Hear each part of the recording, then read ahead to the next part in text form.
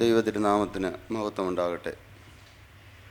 ഏറ്റവും ബഹുമാന്യരായ കർത്താവിൻ്റെ വേലക്കാർക്കും കൂടി വന്നിരിക്കുന്ന വിശ്വാസികളുടെ സമൂഹത്തിനും കർത്താവായ യേശുവിൻ്റെ നാമത്തിൽ എൻ്റെ സ്നേഹവന്ദനം അറിയിക്കുന്നു. ജീവനുള്ള ദൈവത്തിൻ്റെ വചനം കേൾക്കുവാൻ നമുക്ക് ലഭിക്കുന്നതായ ഓരോ അവസരങ്ങൾ ഇന്നൊരു ഭാഗ്യ സുദിനമാണ്. നാളെയല്ല, ഇന്നാണ് ആത്മീയ പെരുമഴ പെയ്യാൻ പോകുന്നതെന്ന്. നാളത്തെ ദിവസം നമ്മുടെ ആരുടേതുമല്ല. നാളെ നാം ഈ ഭൂമിയിലുണ്ടോ നമുക്കറിഞ്ഞുകൂടാ. ആർക്കും ഒരു ഉറപ്പും പറയാൻ സാധ്യമല്ല. എന്നാൽ ഇന്ന് എന്നൊരു ദിവസം നമ്മുടെ മുമ്പിൽ കർത്താവ് ദാനമായി തന്നിരിക്കുന്നു. സത്യമായൊരു ദൈവം നമ്മളുടെ ഇടയിൽ പ്രവർത്തിക്കുന്നു. കർത്താവ് ജീവിക്കുന്നു. ഏത് സമയത്ത് ഈ ഭൂമിയിൽ നിന്ന് മാറ്റപ്പെട്ടാലും എൻ്റെ കർത്താവിൻ്റെ രാജ്യത്തിലേക്ക് ഞാൻ പറന്നു പോകുന്നുള്ള ഉറപ്പ്. ആ ഉറപ്പുള്ളവർ ഭാഗ്യശാലികൾ തന്നെയാണ്. അവർക്ക് കഞ്ഞി കുടിക്കാൻ മാർഗം ഉണ്ടാവില്ല. ഒരു ഷർട്ട് മാറി വേറെ ഷർട്ട് ഇടാനുണ്ടാവില്ല. അവർക്ക് ഒരു പക്ഷേ മക്കൾ ഈ ഭൂമിയിൽ നിന്ന് മാറ്റപ്പെട്ടെന്നിരിക്കും. ഒരുപക്ഷെ ഒരു നേരത്തെ ആഹാരത്തിന് ബുദ്ധിമുട്ടുള്ളവരായിരിക്കും. അത് ആരുടെ മുമ്പിൽ ചോദിക്കാൻ പാകത്തിന് നമ്മുടെ അഭിമാനം സമ്മതിക്കാത്ത രീതിയിൽ അങ്ങനെ ഒരു നിലവാരത്തിൽ ജീവിക്കുന്ന ആളുകളായിരിക്കും. പക്ഷെ ഒന്ന് നമുക്കുണ്ടായിരിക്കണം. എന്താണ് ഒന്ന്? ഉറപ്പ്. ഏത് സമയത്ത് ഞാൻ ഈ ഭൂമിയിൽ നിന്ന് മാറ്റപ്പെട്ടാലും ഞാൻ എൻ്റെ കർത്താവിൻ്റെ രാജ്യത്തിലേക്ക് പറന്നു എന്നുള്ള ഉറപ്പ്. അത് നമ്മളിൽ എത്ര പേർക്കുണ്ട്? ഇന്ന് കർത്താവ് ഉറപ്പ് തരും. ഇന്ന് ആ ഉറപ്പ് തരുമെന്നാണ് പറഞ്ഞത്. തിരുവചനം പറയുന്നു, ഇപ്പോൾ ഞാൻ എഴുന്നേൽക്കും. ഒന്ന് വായിക്കാമോ? സങ്കീർത്തനം 12:5. ശ്രദ്ധയോടെ കേട്ടിരിക്കൂ. സങ്കീർത്തനം 12:5 സങ്കീർത്തനക്കാരനായി ദാവീദ് ധൈര്യത്തോടെ പറയുകയാണ്. വായിക്കാം. എളിയവരുടെ പീഡയും ദരിദ്രന്മാരുടെ ദീർഘശ്വാസവും നിമിത്തം ഇപ്പോൾ ഞാൻ എഴുന്നേൽക്കും. രക്ഷയ്ക്കായി കാംക്ഷിക്കുന്നവനെ ഞാൻ അതിലാക്കുമെന്ന് യഹോവ അരുളി ചെയ്യുന്നു. ഞാൻ രക്ഷയിലാക്കുമെന്ന് യഹോവ അരുളി ചെയ്യുന്നു. എന്ത് സ്പഷ്ടമായിട്ടാണ് പറഞ്ഞിരിക്കുന്നത്.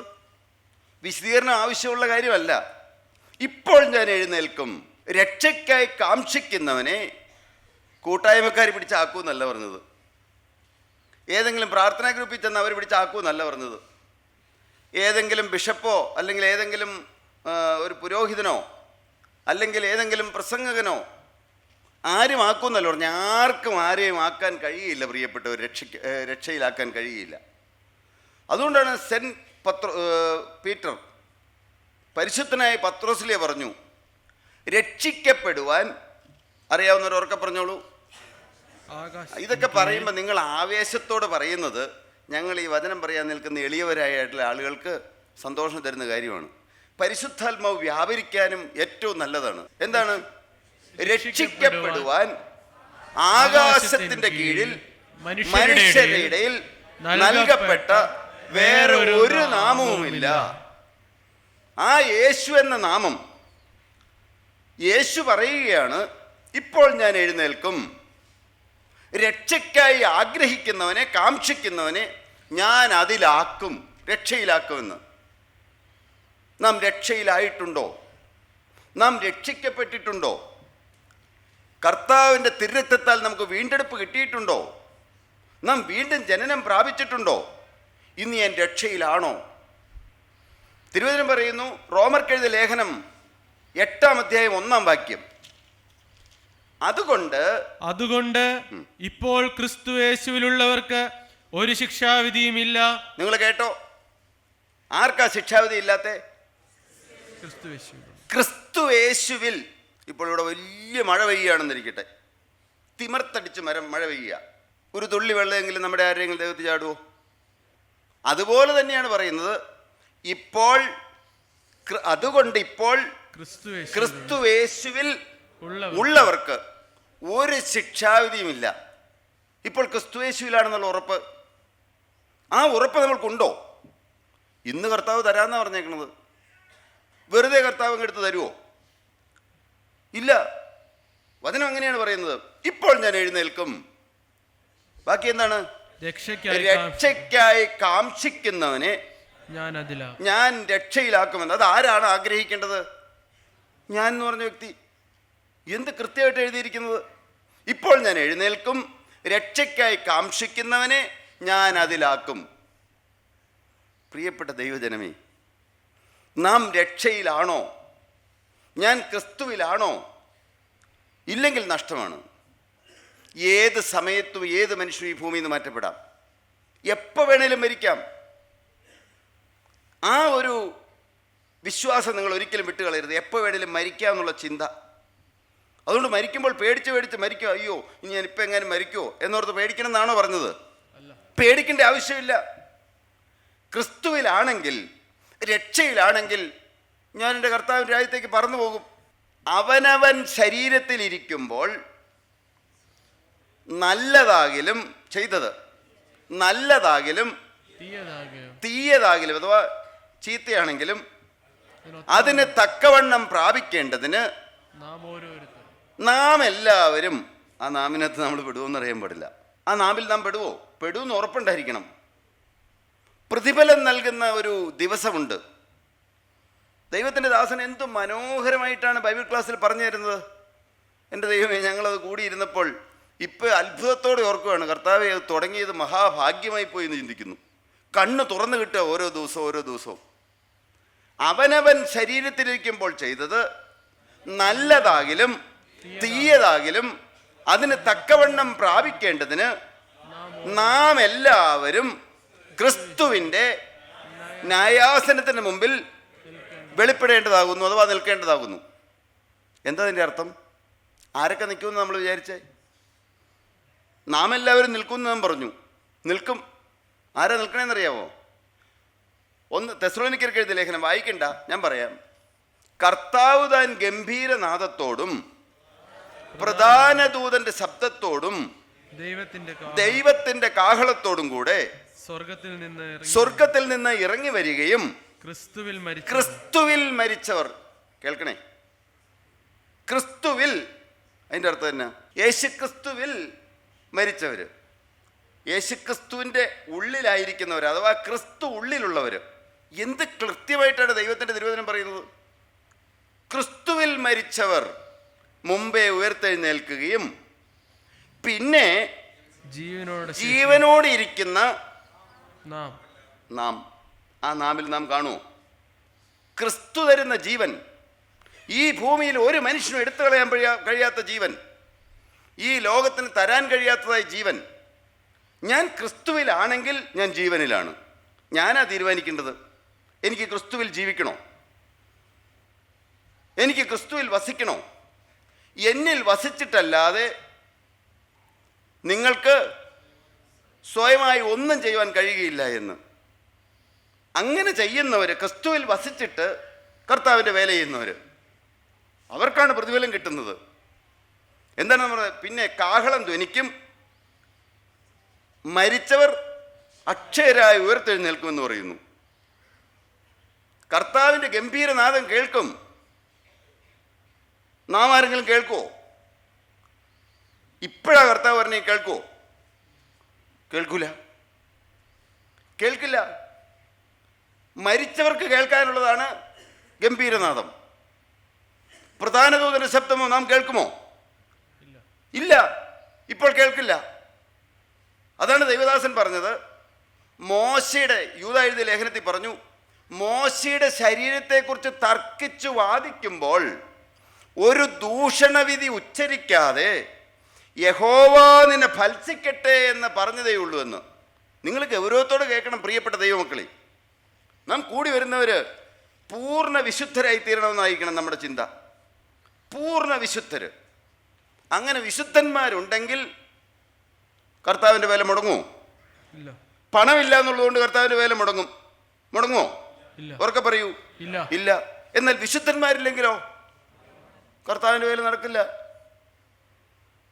വിശുദ്ധന്മാരായി ദൈവമക്കളായിട്ട് നമുക്ക് ജീവിക്കണം. പറയാൻ എളുപ്പമാണ്, എന്നാൽ നമ്മുടെ ദൈനംദിന ജീവിതത്തിൽ പ്രിയപ്പെട്ട ദൈവജനമേ, മോശയുടെ ശരീരത്തെക്കുറിച്ച് തർക്കിച്ചു വാദിച്ചു എന്ന്. ഇത്രയും മോശയെ പോലെ സൗമ്യനായ ഒരു ദൈവദാസൻ മോശ എന്താണ് ചെയ്തത്? മിസ്രൈമിലെ രാജാവാകാമായിരുന്നു, ഫറവോന്റെ പുത്രിയുടെ മകനെന്ന് വിളിക്കപ്പെടാമായിരുന്നു. എന്നാൽ മോശ എന്ത് ചെയ്തു? മോശ താൻ വളർന്നപ്പോൾ എന്താണ് ചെയ്തത്? മോശ താൻ വളർന്നപ്പോൾ പാപത്തിന്റെ തൽക്കാല ഭോഗം. അപ്പോൾ ഒന്ന് വായിക്കാവോ? എന്താണ് പറഞ്ഞിരിക്കുന്നത്? കൃത്യമായിട്ടാണ് പറഞ്ഞിരിക്കുന്നത്. പാപത്തിന്റെ തൽക്കാല ഭോഗത്തേക്കാൾ ദൈവജനത്തോടുകൂടെ കഷ്ടമനുഭവിക്കുന്നത് തിരഞ്ഞെടുത്തു. ഫറവോന്റെ പുത്രിയുടെ മകനെന്ന് വിളിക്കുന്നത് നിരസിക്കുകയും ദൈവജനത്തോടുകൂടെ കഷ്ടമനുഭവിക്കുന്നതും തിരഞ്ഞെടുത്തു എന്ന്. വിശ്വാസത്താൽ മോശ താൻ വളർന്നപ്പോൾ, കേട്ടോ, വിശ്വാസം വേണം. വിശ്വാസത്താൽ മോശ താൻ വളർന്നപ്പോൾ പാപത്തിന്റെ തൽക്കാല ഭോഗത്തെക്കാളും, അതാണ് ഊന്നി പറയാൻ പോകുന്നത്, പാപത്തിന്റെ തൽക്കാല ഭോഗത്തേക്കാൾ ദൈവജനത്തോടുകൂടെ. ഈ തൽക്കാല ഭോഗം, താൽക്കാലികമായ സുഖം, താൽക്കാലികമായ ഉന്നതി, താൽക്കാലികമായ മനുഷ്യരുടെ മുമ്പിലുള്ള പ്രശസ്തി, പാപത്തിന്റെ തൽക്കാല ഭോഗത്തേക്കാൾ ദൈവജനത്തോടുകൂടെ കഷ്ടമനുഭവിക്കുന്നത് തിരഞ്ഞെടുത്തു. പ്രിയ ദൈവജനമേ, ദൈവജനത്തോടുകൂടെ കഷ്ടമനുഭവിക്കുന്നത് തിരഞ്ഞെടുത്തു. ഈ ഭൂമിയിൽ ജീവിതം എന്താണ്? കഷ്ടത നിറഞ്ഞതാണ്. വേർപാടുണ്ടാകും, ലോകം നമ്മെ തെറ്റിദ്ധരിക്കും, ലോകം നമ്മെ കുറ്റപ്പെടുത്തും. അതിൻ്റെ ഒന്നും പിന്നാലെ പോകാൻ സമയം കളയരുത്, അതൊന്നും പറഞ്ഞുകൊണ്ടിരിക്കാനും സമയം കളയരുത്. എന്നാൽ മോശ തിരഞ്ഞെടുത്തതുപോലെ പാപത്തിൻ്റെ തൽക്കാല ഭോഗത്തേക്കാൾ ദൈവജനത്തോടുകൂടെ കഷ്ടമനുഭവിക്കുന്നു തിരഞ്ഞെടുത്തു. പിന്നെ അടുത്ത വാക്യോ, പ്രതിഫലം നോക്കിയതുകൊണ്ട് ഫറവോന്റെ പുത്രിയുടെ മകൻ എന്ന് വിളിക്കപ്പെടുന്നത് നിരസിക്കുകയും. കേട്ടോ, പ്രതിഫലം നോക്കിയതുകൊണ്ട്. എന്താണ് പ്രതിഫലം? കിട്ടാൻ പോകുന്ന പ്രതിഫലം എന്താണെന്ന്, എന്നെ വിളിച്ചവൻ ആരാണെന്ന്, അത്തരം മഹാനായ, അത്രമാത്രം വിശുദ്ധനായ ആ മോശ രാജാവായിട്ട് വല്ല തിരഞ്ഞെടുപ്പും കിട്ടിയ ആരെങ്കിലും ഉണ്ടോ ഇവിടെ? ഇല്ല. ഈജിപ്തിൻ്റെ വലിയ പ്രധാനമന്ത്രിയല്ല, രാജാവാകാനായിട്ട് അത് വേണ്ടെന്ന് വെച്ചിട്ട് ദൈവജനത്തോടുകൂടെ കഷ്ടമനുഭവിക്കാൻ തിരഞ്ഞെടുത്തു. ശരിയാ, വിശാലമായ വഴിയിലൂടെ നടക്കാമായിരുന്ന ചിലരെല്ലാം ഈ കൂട്ടായ്മയിലേക്ക് ചേർന്ന് വരുന്നു. ആരും ചോദിക്കില്ലായിരുന്നു. വലിയ വലിയ പ്രശസ്തിയിലേക്ക് പോകാമായിരുന്നു, ഉന്നതരായിട്ടിവിടെ നിൽക്കാമായിരുന്നു. പീലാത്തോസ് കഴുകിയ മാതിരി കൈ, ഞാൻ നിന്നെ ക്രൂശിക്കുകയാണ്, കൃത്യമായിട്ട് അറിയാം. പീലാത്തോസിൻ്റെ ഭാര്യ പറഞ്ഞു, നീ നീതിമാൻ്റെ കാര്യത്തിൽ ഇടപെടരുതെന്ന്. ഇത്തിരി വെള്ളം എടുത്തുവെച്ചൊന്ന് കൈ കഴുകിയുള്ളൂ പീലാത്തോസ്. ഗവർണർ സ്ഥാനം നിലനിർത്താമായിരുന്നു. എന്നാൽ പാപത്തിൻ്റെ തൽക്കാല ഭോഗത്തേക്കാൾ ദൈവജനത്തോടുകൂടെ കഷ്ടമനുഭവിക്കുന്ന തിരഞ്ഞെടുത്ത കുറച്ച് പേരുണ്ട്. അവർക്കായി ദൈവത്തെ സ്തുതിക്കുന്നു. പ്രിയ ദൈവജനമേ, നാം വിശുദ്ധരായിത്തീരണം, ക്രിസ്തുവിൽ ജീവിക്കണം. അങ്ങനെയാണെങ്കിലാണ് എന്ത് പ്രതിഫലം കിട്ടിയുള്ളൂ. മോശയുടെ ജീവിതത്തിൽ ഏതാനും ചില പാപങ്ങൾ വന്നു. മോശ ഒന്ന് കോപിച്ചു, പാറയോട് കൽപ്പിക്കാൻ പറഞ്ഞപ്പോൾ ഒന്ന് പാറയെ അടിച്ചു. ശ്രദ്ധിച്ചോളണം, കേട്ടോളണം, എങ്ങനെ ജീവിക്കണം എന്നാണ് ദൈവത്തിൻ്റെ തിരുവചനം പറയുന്നത്. പാറയോട് കൽപ്പിക്കാനാണ് ദൈവം പറഞ്ഞത്. മോശയ്ക്ക് അല്പം ഒരു അസ്വാരസ്യം, അസഹിഷ്ണുത, പാറയെ അടിച്ചു. എത്ര നിസ്സാരമായ പാപങ്ങളാണ് വന്നത് ചിന്തിച്ചു നോക്കിയാൽ. എന്നാൽ എന്ത് സംഭവിച്ചു? മോശയുടെ ശരീരത്തെക്കുറിച്ച് തർക്കിച്ച് വാദിക്കുവാനായി ദുഷ്ടനായ പിശാച് വന്നു. ആ ഒരു ചെറിയ പാപം വന്നതുകൊണ്ട്, ആ ഒരു ചെറിയ തെറ്റ് വന്നതുകൊണ്ട് എന്താണ് പറഞ്ഞത്? കർത്താവ് താൻ ഗംഭീരനാദത്തോടും പ്രധാന ദൂതൻ്റെ ശബ്ദത്തോടും. എന്തിനാണ് പ്രധാന ദൂതൻ്റെ ശബ്ദം? ക്രിസ്തുവിൽ നാം മരിക്കുകയാണെങ്കിൽ ക്രിസ്തുവിൽ മരിക്കുന്ന നമ്മുടെ ജീവിതത്തിൽ വന്ന പാപങ്ങളെല്ലാം കർത്താവ് കഴുകി തരുമെങ്കിലും അവകാശം പറഞ്ഞുകൊണ്ട് ദുഷ്ടനായ പിശാച് എപ്പോഴും പുറകെ നിൽക്കുമെന്ന്. എന്നാൽ ജീവനുള്ള ദൈവം അതിനുള്ള എല്ലാ ക്രമീകരണവും ചെയ്തിട്ടുണ്ട്. എന്താണ് ചെയ്യുന്നത്? പ്രധാന ദൂതൻ്റെ ശബ്ദം, കർത്താവിൻ്റെ ഗംഭീരനാദം കേൾക്കുമ്പോൾ പിശാച് വയ്യ അവകാശം പറഞ്ഞുകൊണ്ട് വരാൻ തുടങ്ങും. ഉടനെ പ്രധാന ദൂതനായ മീഖായേൽ യഹോവ നിന്നെ ഭത്സിക്കട്ടെ എന്ന് വലിയ ശബ്ദം മുഴക്കും. പിന്നെ വല്ലതും ചെയ്യാൻ പറ്റുമോ പിശാചിന്? ഉറക്കെ പറയൂ. തൊടാൻ പറ്റില്ല പിശാചിന്. പിശാച് പിന്നെ അടുത്ത് വരില്ല. പ്രിയപ്പെട്ട ദൈവജനമേ, എന്നിട്ട് നാം അങ്ങ് കടന്നു ചെല്ലും. മരിച്ചവരെല്ലാവരും ഒരുമിച്ച് ആദ്യം മരിച്ചവർ ക്രിസ്തുവിൽ മരിച്ചതിന് മുമ്പ് ഉയർത്തെഴുന്നേൽക്കും. പിന്നെ ജീവനോടിരിക്കുന്ന നാം കാഹളനാദം കേൾക്കും. എന്നിട്ട് നാമും അവരോട് ഒരുമിച്ച് പറന്നുയരും. ക്രിസ്തുവിൽ മരിച്ചവർ മാത്രം. അത് കഴിഞ്ഞിട്ടൊരു പ്രതിഫലം നൽകുന്ന നാൾ. ദൈവവേലയ്ക്കായിട്ട് അനേകർ ചാടി എഴുന്നേറ്റ് വരാൻ വേണ്ടിയിട്ടാണ് പറഞ്ഞത്. ദൈവവേല തുടങ്ങാനുള്ള എല്ലാ അവസരവും ഒരുങ്ങി വന്നിരിക്കുകയാണ്. ദൈവവേല തുടങ്ങാൻ നാം ക്രിസ്തുവിൽ ജീവിക്കണം. ഞാൻ പറഞ്ഞു നിർത്തുകയാണ്. എന്താണ് പറഞ്ഞത്? അതുകൊണ്ട് ഇപ്പോൾ ക്രിസ്തു യേശുവുള്ളവർക്ക് ഒരു ശിക്ഷാവിധിയുമില്ല. അതിനെന്ത് വേണം? ഒരുത്തൻ ക്രിസ്തുവിലായാൽ അവൻ പുതിയ സൃഷ്ടിയാകുന്നു. ഒരുവൻ ക്രിസ്തുവിലായാൽ നാം ക്രിസ്തുവിലാണോ? പുതിയ സൃഷ്ടിയുടെ അനുഭവം നമുക്കുണ്ടോ? ഇന്നും നമ്മുടെ ജീവിതത്തിൽ പാപമുണ്ടോ? കൊലോസ്യർക്ക് എഴുതിയ ലേഖനം 3-ാം അധ്യായം 9-10 വാക്യങ്ങളിൽ പറയുന്നു. അത് മാത്രം ഒന്ന് വായിക്കോ. കൊലോസ്യർ 3:9-10 മാത്രം. നിങ്ങൾ പഴയ മനുഷ്യനെ, കേൾക്കണേ, ഇപ്പം നടക്കണം. നിങ്ങൾ പഴയ മനുഷ്യനെ അവന്റെ പ്രവൃത്തികളോടുകൂടെ ഉരിഞ്ഞു കളഞ്ഞ് തന്നെ സൃഷ്ടിച്ചവന്റെ പ്രതിമപ്രകാരം, എന്റെ കർത്താവിന്റെ അതേ പ്രതിമപ്രകാരം പരിജ്ഞാനത്തിനായി പുതുക്കം പ്രാപിക്കുന്ന പുതിയ മനുഷ്യനെ ധരിച്ചുകൊള്ളുവിനെന്ന്. പ്രിയപ്പെട്ട ദൈവജനമേ, ക്രിസ്തുവിലാകണമെങ്കിൽ, രക്ഷയിലാകണമെങ്കിൽ പാപജീവിതത്തോട് യാത്ര പറഞ്ഞേ പറ്റുള്ളൂ. ദുഷ്ടനായ പിശാചിനോട് യാത്ര പറഞ്ഞേ പറ്റുള്ളൂ. ആർക്കെല്ലാം അതിന് മനസ്സുണ്ട്? ഇപ്പോൾ കർത്താവ് അത്ഭുതം പ്രവർത്തിക്കും. ഇപ്പോൾ ഞാൻ എഴുന്നേൽക്കും. രക്ഷയ്ക്കായി കാക്ഷിക്കുന്നവനെ ഞാൻ അതിലാക്കും. ഒന്ന് ഉറക്കെ പറയാവോ? ഇപ്പോൾ ഞാൻ എഴുന്നേൽക്കും. രക്ഷയ്ക്കായി കാക്ഷിക്കുന്നവനെ ഞാൻ അതിലാക്കും. ഞാൻ രക്ഷയിലാക്കും. ഇപ്പോൾ രക്ഷയിലാകണമെന്ന് ആഗ്രഹിക്കുന്നവര് പ്രാർത്ഥിക്കാൻ പോവാണ്. കൈപ്പത്തിയോളം മേഘം ഉയർന്നു നിൽക്കുന്നുണ്ടെന്ന്, കൈപ്പത്തിയോളം മേഘം ഉയർന്നു വരുന്നത് കാണുന്നുവെന്ന്. പ്രിയപ്പെട്ട ദൈവജനമേ, എല്ലാ പഴയ ചിന്തകളോടും യാത്ര പറയണമെന്ന്, പഴയ പ്രവണതകളോട് യാത്ര പറയണമെന്ന്, നാം പുതുക്കം പ്രാപിക്കണമെന്ന്. ഒരുത്തൻ ക്രിസ്തുവിലായവൻ പുതിയ സൃഷ്ടിയാകുന്നുവെന്ന്.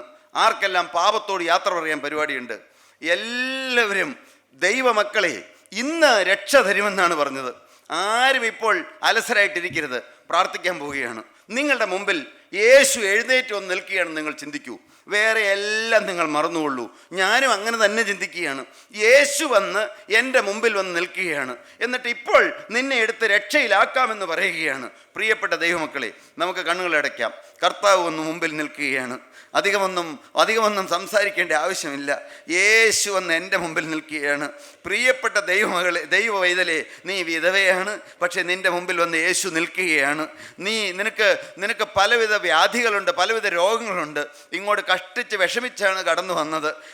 ശ്വാസം മുട്ടലായിരിക്കും ചിലപ്പോൾ, അല്ല കാലിന് പ്രശ്നമായിരിക്കും, അഥവാ കുഞ്ഞുങ്ങൾ ചിലപ്പോൾ സമ്മതിച്ച് കാണില്ല. എന്നാൽ നിൻ്റെ മുമ്പിൽ വന്ന്, ഈ ഹാളിൽ വന്ന് കർത്താവ് വന്ന് എഴുന്നേറ്റ് നിൽക്കുകയാണ്. നാം എല്ലാം ഇരിക്കുകയാണ്. കർത്താവ് വന്ന് നമ്മുടെ മുമ്പിൽ എഴുന്നേറ്റ് നിൽക്കുകയാണ്. കർത്താവ് നമ്മുടെ മുമ്പിൽ വന്ന് കരം നീട്ടുകയാണ്. പ്രിയ ദൈവജനമേ, നിങ്ങളൊന്ന് വിശ്വസിക്കൂ. യേശു നമ്മുടെ മുമ്പിൽ ഒന്ന് കരം നീട്ടി നിൽക്കുകയാണെന്ന്. വേറെ എല്ലാം മറന്നേക്കൂ. ഇതൊരു സത്യമാണ് പ്രിയപ്പെട്ടവരെ. കാരണം രക്ഷയ്ക്കായി കാക്ഷിച്ചുകൊണ്ട് ആരെല്ലാം വന്നിട്ടുണ്ടോ അവരുടെ മുമ്പിൽ യേശു വന്ന് കരം നീട്ടി നിൽക്കുന്നുണ്ട്. എനിക്ക് രക്ഷപ്പെടണം കർത്താവേ, എന്നെ ഒന്ന് രക്ഷയിലാക്കണം കർത്താവേ, എന്നെ അവിടുത്തെ ഉള്ളിലൊന്ന് ആക്കണം കർത്താവേ എന്ന് ആഗ്രഹിച്ച് ആരെല്ലാം വന്നിട്ടുണ്ടോ അവർക്ക് ഇപ്പോൾ പ്രാർത്ഥിക്കാനുള്ള സമയമാണ്. ഞങ്ങൾ പറഞ്ഞു തരാം പ്രിയപ്പെട്ടവരെ. ശുശ്രൂഷകന്മാരെല്ലാവരും, ഒരാളിവിടെ എഴുന്നേറ്റ് നിൽക്കുന്നേ ഉള്ളൂ, എല്ലാവരും ഒരുമിച്ചാണ് പറഞ്ഞു തരുന്നത്. എല്ലാവരും ഒരുമിച്ച് പറയുകയാണ്, ഇപ്പോൾ ഞാൻ എഴുന്നേൽക്കും, രക്ഷയ്ക്കായി കാക്ഷിക്കുന്നവന് ഞാൻ അതിലാക്കുമെന്ന്. എൻ്റെ കർത്താവേ, ഇപ്പോൾ ഞങ്ങളെല്ലാവരെയും രക്ഷയിലാക്കണമേ. ഞങ്ങൾക്ക് രക്ഷിക്കപ്പെടണമെങ്കിൽ കർത്താവല്ലാതെ വേറെ വഴിയില്ലല്ലോ കർത്താവേ. അതുകൊണ്ട് ഇപ്പോൾ ഞങ്ങൾ അവിടുത്തെ തിരുമുമ്പിൽ ഞങ്ങൾ വന്ന് അഭയയാചനയുമായി നിൽക്കുകയാണ്. കർത്താവേ, ഇപ്പോൾ ഞങ്ങളെ എടുത്ത് രക്ഷയിലേക്ക് ആക്കണമേ. ഇപ്പോൾ തന്നെ ആക്കുമെന്നല്ലേ കർത്താവേ അവിടുന്ന് പറഞ്ഞത്? അവിടുന്ന് പറഞ്ഞ വാക്കിന് മാറ്റമില്ലല്ലോ. ഞങ്ങൾ ഒരേ ഒരു കാര്യം മാത്രം ചെയ്യാൻ പോവുകയാണ്. ദുഷ്ടനായ പിശാചിനോട് എന്നേക്കുമായി യാത്ര പറയാൻ പോവുകയാണ്. പോവുകയാണ്. പാപ ജീവിതത്തോട് യാത്ര പറയാൻ പോവുകയാണ്. ഞങ്ങൾ പുതിയ സൃഷ്ടിയാകാൻ പോവുകയാണ്. പഴയ മനുഷ്യനെ അവൻ്റെ പ്രവൃത്തികളോട് ഉരിഞ്ഞു കളയാൻ പോവുകയാണ്. എന്നിട്ട് ഞങ്ങൾ ക്രിസ്തുവിനെ ധരിക്കാൻ പോവുകയാണ്. ഞങ്ങൾ പുതിയ മനുഷ്യരായി ജീവിക്കാൻ പോവുകയാണ്. അതിന് തീരുമാനമുള്ള ആരെല്ലാം ഉണ്ട് പ്രിയപ്പെട്ട ദൈവജനമേ? ഞങ്ങൾ പുതിയ സൃഷ്ടികളാകാൻ പോവുകയാണ്. കർത്താവേ, ഞങ്ങൾ പാപജീവിതത്തോട് യാത്ര പറയാൻ പോവുകയാണ്. നാളത്തെ ജീവിതം ഇനി അടുത്ത നിമിഷം ഞങ്ങൾക്കുണ്ടോ എന്ന് അറിഞ്ഞുകൂടാ. അതുകൊണ്ട് കർത്താവേ, ഞങ്ങളെ ഒന്ന് രക്ഷയിലാക്കണമേ, ഞങ്ങളെ ഒന്ന് ക്രിസ്തുവിലാക്കണമേ, ഞങ്ങളുടെ ശിക്ഷാവിധി ഒന്ന് മാറ്റി തരണമേ.